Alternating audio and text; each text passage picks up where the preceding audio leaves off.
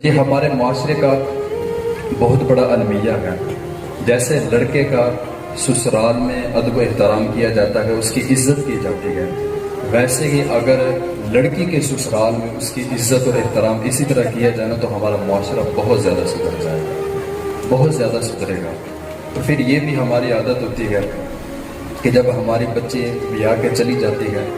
اس کے گھر میں تھوڑی سی بھی پریشانی ہوتی ہے، کوئی معاملہ خراب ہو تو ہم کیا کرتے ہیں کہ اپنے داماد کو کٹہرے میں کھڑا کر دیتے ہیں اور سوال و جواب شروع ہو جاتے ہیں کہ تو نے میری بیٹی کے ساتھ یہ کیا کیا ہے، تو نے یہ کیا کر دیا۔ اس طرح کے بڑے سوال و جواب ہوتے ہیں۔ تو یہ حدیث سنیں اور اپنے دلوں کو باغ باغ کریں اور اپنی بچیوں کو جا کر تربیت کریں کہ حضور پاک علیہ الصلوۃ والسلام دو جہانوں کے سردار ہیں، اور آپ کی بیٹی ایک دن آپ کے پاس آتی ہے، خاتون جنت ہے، حضرت سیدہ فاطمہ الزہرا سلام اللہ علیہا۔ آپ حضور پاک علیہ الصلوۃ والسلام کی بارگاہ میں آئی۔ یہ باپ کا نا اپنا ایک محبت ہوتی ہے بیٹی کے ساتھ،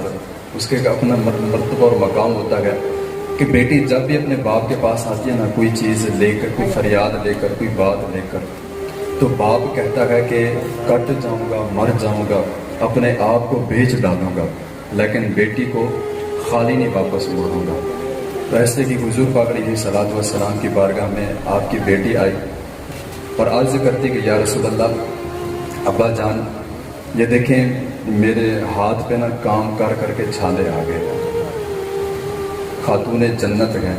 جنتی عورتوں کی سردار ہے، دو جہانوں کے سردار کی بیٹی ہے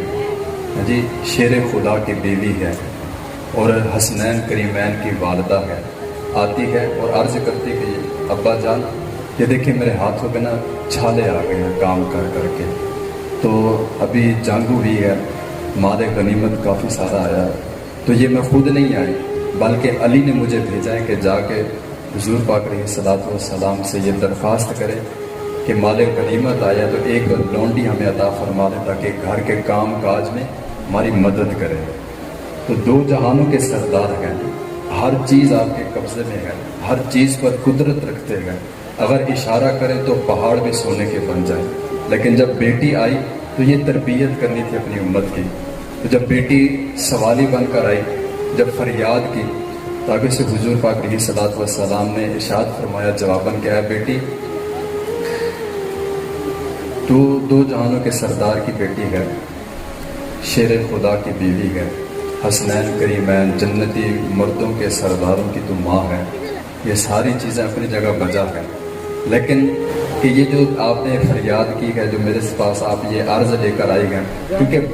باپ کبھی بھی اپنی بیٹی کو اپنے در سے خالی نہیں موڑتا۔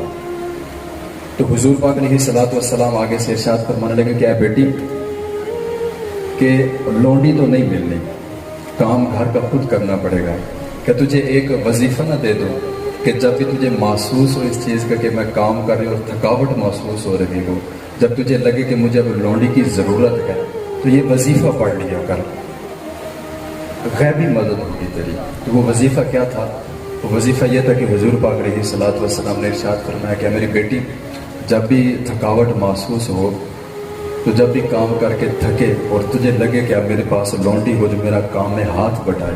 تو یہ کلمات پڑھ دیا کر۔ وہ کلمات کیا تھے؟ سبحان اللہ و بحمدہ سبحان اللہ العظیم۔ میری بیٹی یہ کلمات پڑھا کر، اللہ رب العزت کی طرف سے غیبی مدد ہوگی تیری، لیکن